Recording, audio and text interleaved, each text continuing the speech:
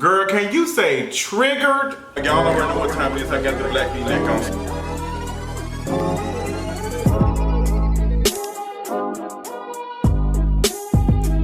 Girl, what is going on, y'all? It's finally time for us to talk about Insecure. Child, we on episode 6. I think this is episode 6 we on right now. And everybody is asking what is going on. Honestly, I'm gonna tell y'all this. I needed a soft filler episode because, girl, I was like, come on, pump the brakes. It was doing way too much. So if this is episode 6 and then episode 7 is supposed to be Molly, that means we're gonna have probably like 2 more episodes before the season finale. Well, 2 more episodes in the season finale or whatever season finale. Y'all know what I mean. I'm starting to sound like Nene Leaks. But I needed something to slow down because Molly and Issa's relationship, woo, it's been the talk of the town, and a lot of people have been analyzing, a lot of people have been over-analyzing, so much to the point that the writers of the show have had to come back and say, girl, y'all digging on Molly a little too hard. Like, girl, what's the tea? Like, we want y'all to know that we ain't intending for Molly to, you know, be the only person that's at fault. It's Issa's fault as well. Now, I've already told y'all this season is really triggering. As someone who has went through the process of losing friendships and stuff and having to deal with that, like mourning the loss of a friendship, it was a lot. It was like a couple of times I was like, girl, I don't know. I don't want to talk about it because I just, you know, just did not want to bring no unnecessary drama. But I was like, okay, after this slow down episode, let me go ahead and talk about it. So we start this episode. Issa is sensing everything that has happened last night. Her and Molly falling out and getting to it so bad. I think that was never supposed to happen. I think Molly should have sat down and had a conversation with Issa. She should have not done that right there at that event. If she cared about her friend, even if she was not cool with her in that moment, she should have waited to a better time to talk about that situation. But Molly showed some type of, you know, I don't know, jealousy or some type of anger or bitterness because she wanted to address it right then and there. Maybe it's because the event was so successful and Molly, you know, had something to do with it. Like her connection to her boyfriend or whatever he is this week, like it helped Issa having a successful event. And it seemed as though Molly was trying to make her stuff like sabotage, like just shut it down, like girl, no ma'am. But on the other side of me looking at that, I'm like, sometimes, you know, you're always there for friends and you're always doing something for them, and then when you choose not to, the friend will probably find some way to do it and involve you in it. I still think that Molly, you know, has every right to set boundaries. I don't care. That's her boyfriend. That's her whatever. That's bae. I don't blame Molly for saying, hey, like, I'm not comfortable in doing that. And to be honest, Issa should have never spoken with that boy, I don't know, it's Chad, Charles, whatever his name is. She should have never talked to him to begin with about that. She knew she wasn't feeling no type of relationship. She wasn't cool with Molly at that moment. So she should not have used a connection to Molly to get some help. She should not even made the call to Molly. That was some selfish type of stuff, and that's why I'm saying Issa is in the wrong for that, because if I know I'm not cool with my friend and we ain't seeing eye to eye, why am I so ready to talk to her to get her to help me with my event rather than trying to talk to her about, like, let's fix our relationship? It's because Issa is trying to get something out of this, and that's why I'm saying Issa is a user. To me, she comes off as a user. There's been plenty of times where folks have done stuff to Issa, and we can see that in this episode. We can see that Issa is wrestling with the, you know, the talk of her being a user. It's almost like she's seeing the tweets, because now she's thinking about, like, all the stuff that Molly has said. And we see throughout this episode, she's trying to help folks. She tried to help homegirl at the grocery store. She couldn't help homegirl at the grocery store. Her card declined. Then she picked up some random man because he missed the bus. It's on her conscience. But what does that say about Issa? It says that Issa is human, and she's understanding, like, you know what? Maybe I have been using folks. Maybe I was using my friend. Maybe I was doing something like that. Let me try to correct some of this, like, this stuff. Let me fix it. So we see that. And even her trying to, like, do a self-care this Sunday and talking to herself. Even her mirror self told her that, like, sis, that was kind of messed up, that was wrong. But people didn't hear that. They only heard that, girl, you always the one. Sometimes you can be the person that's in the wrong all the time and then be the person that wants to, like, fix it and call or whatever. Been there before. It's like a stubborn type of stuff. I don't know if it's a Leo thing, but there are some times where I'm like, sis, I'm gonna wait till sis call me. Like, I'm gonna wait because she wrong. She did wrong, girl. She need to call me or whatever, and she really cared. And it's just like, you know, are you the same person? So I can understand Issa said, girl, I'm tired. I'm not calling. Like, girl, Even if I was wrong, girl, I'm gonna let her call and see, because I ain't finna be the one. If she really cared, she would call. Like, even all the other times I've called and reached out, let's see if she gonna do it. And so far, Molly has it. So Issa pooching around. She going to the Sip and Pain. We see our girl Kyla Pratt. Shout out to her. And the girls kind of, you know, have fun. It's kind of like a bridal thing or whatever. I forgot what the thing called, bridal shower or something. And come to find out, she was on the bucket list to like dine and dash. Girl, they left her. Issa in the restroom pissing. Homegirl, they left her. Like, if it was me, I would have definitely took that Marshall's paint and I would hit sis on her head and said, welcome to LA. Issa she going through it. She going through it. She can't. She feels bad, but then she just doesn't want to deal with it. She don't want to deal with it. She'll go on with her life. She ends up talking to her mama. And, you know, she goes to her mama's house and she's crying to her mama. She's just like, girl, you know, what am I doing wrong? What's up? And her mama just, you know, holding her and just saying, sis, you in a different season of your life. And honestly, sometimes that happens. I don't think it would be worse or bad if Issa and Molly are no longer friends. I think that the situation happened, you know, bad and made their friendship end, but I don't think it was abruptly. I think this is probably something that has been built up. And I also probably think that a lot of us are overanalyzing and taking Insecure too serious, and it's really not that serious. It's just really like fluffy, good content. And I think we dig in too deep sometimes. But girl, we ain't got nothing to do. Like my friend Daniel said, girl, we chewing on bones, girl. And I definitely see that. But I don't think one party is at fault. I definitely see myself in Issa, and I see myself a lot in Molly. And I'm seeing that I want to see what Molly is going to experience on the next episode, because we've seen the little 50-second clip.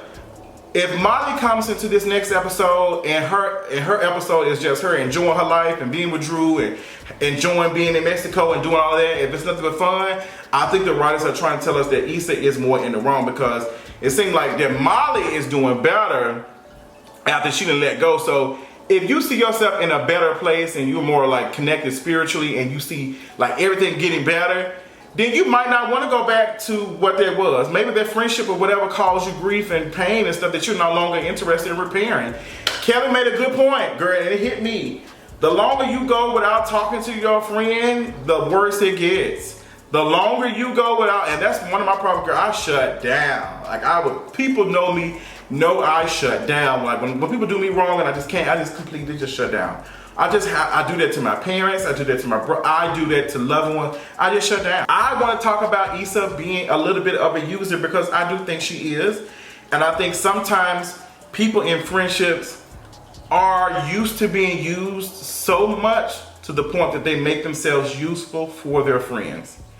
I've been there, done it. Like, you recognize that your friend gets hype off of like you doing something for them or being helpful, and sometimes you just throw yourself like, girl, yeah, I got you, I'll do this for you, and you'll see that stuff not being reciprocated. You'll see that that's not, like, the same stuff is not being done. That's why when she was talking to an old light-skinned trader that was cutting hair, she said, you know, I do the same thing for you, right? Because Issa probably was thinking to herself, you know what? There are some times where I'm taking for folks, because I don't believe that she would have reached out to Sid. I don't think she would have reached out to Mr. Barber if she did need help. The only reason why she reached out to him is because she needed help. That's the only reason why. She wasn't trying to check and see how he was doing. She wasn't doing any of that. She needed him in that moment. And that's why she felt the guilt, the pressure of, you know what, am I reaching out because I'm like trying to check up on him, or I'm reaching out because I need some help? And that's what she did. And yes, we want Issa to be able to pay her bills. We want Issa to be able to do her thing and live her life like she's golden, Jill Scott. We want her to be able to do that. We want her to be able to go to the grocery store and get eggs, bacon, grits, 2 scrambled eggs.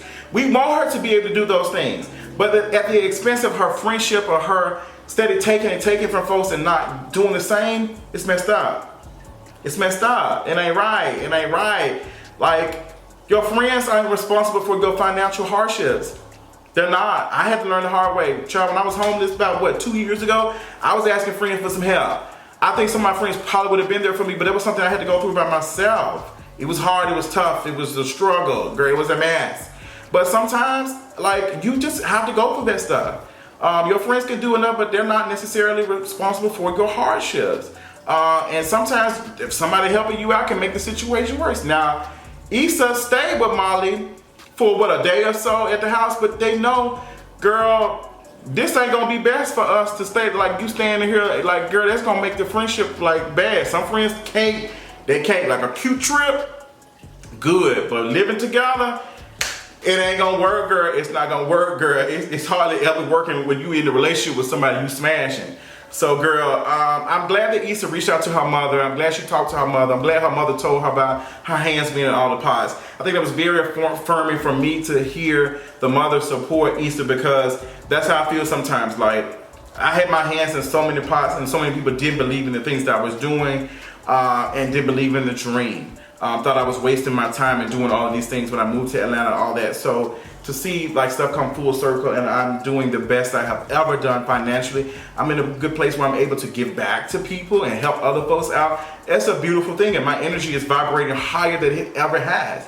And I, like, with my energy vibrating at a higher frequency, like I'm feeling myself and I'm doing really good, I'm also looking at the stuff that I no longer have. So I'm just like, did I lose some of these things to be able to vibrate to this higher frequency? Was it a rite of passage for me to lose these things to get? And that's what I'm trying to see if I'm gonna see in Molly. I don't know that, but if Molly's episode is just her being good and she doing all that, she enjoying her life and there's no bad things happening on this, I'm gonna enjoy it. I'm gonna be like, oh, okay. And I think a lot of folks gonna have to eat crow.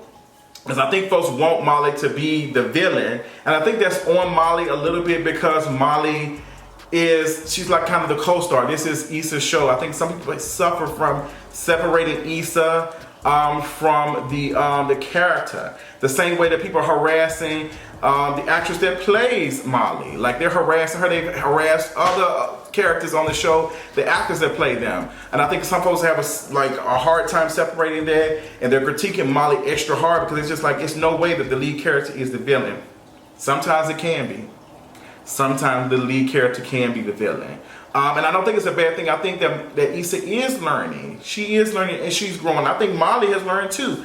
Her situation we've seen Molly grow. We've seen Molly deal with the stuff at her job, and she's getting better, and she's talking. She's getting better. Like Molly, but that situation with that was not cute. It was not for her to approach Issa and get her and say, girl, you a user. But I'm gonna tell you what.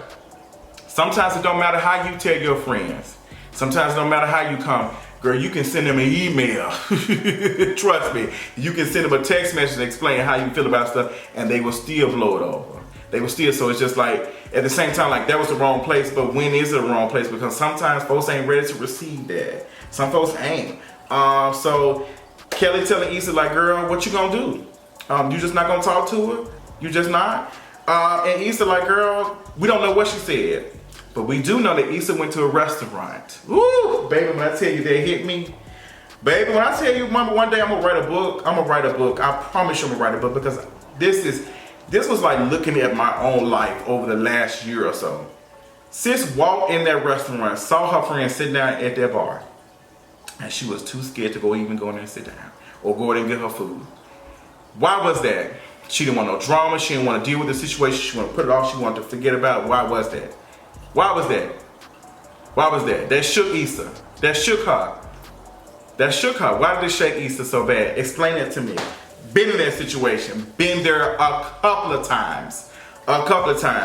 And girl, when you're vibrating on like a really good frequency, nothing like that bothers you. Will go right there and sit down right at the bar and not care. And sis will be looking at you and neck be stiff as hell like they don't see you. Girl, you see me. We don't see each other, but I definitely see you for who you are. Girl, this episode needed it. Who team are you on? You team Issa, team Molly? I will consider myself a little bit of team Molly. I understand Molly. I think that there is some animosity towards Molly, because it's just like, she seems like she has everything going and she doesn't. I think that people have issue with that. Like she thinks she's a perfect Patty, and perfect Patty messed up. But I think that Molly has grown and she is getting better. But in that growth, I don't think that Issa is going to follow her on that transition. Her mama already told her, mama already said, girl, you in another season in your life and you might have to let that go. But pay attention to Easter eggs. We're going to see. I love this episode. Cannot wait to see Molly and what's going on. Y'all want me to talk about this more? I might do a live stream so we can talk about it in person. I might even do a premiere for this so we can have a conversation about it. But I love y'all so much. Tell me what y'all thought about my review, and I'll talk to y'all later on tonight.